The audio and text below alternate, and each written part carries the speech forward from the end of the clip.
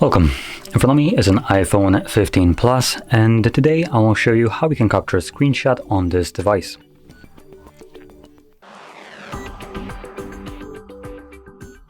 So, to get started, you will want to open up the content that you wish to capture. It needs to be visible on your screen, and once it is, you can then capture a screenshot. Now, that being said, I'm going to be capturing my home screen, so that's basically what I want to take. So it's already open and visible, and once it is, we can now press power button and volume up at the same time.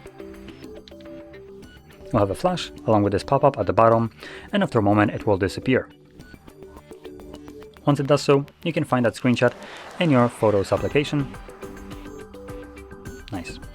We're going to navigate to albums, because that's going to be a faster way to actually locate the screenshot, and we're going to scroll all the way down, and here we will have a bunch of albums. Now the one that we're looking for is the screenshot album. You want to click on it, and your screenshot will be located somewhere at the very bottom, which this is the screenshot that I have just captured, as you can clearly see.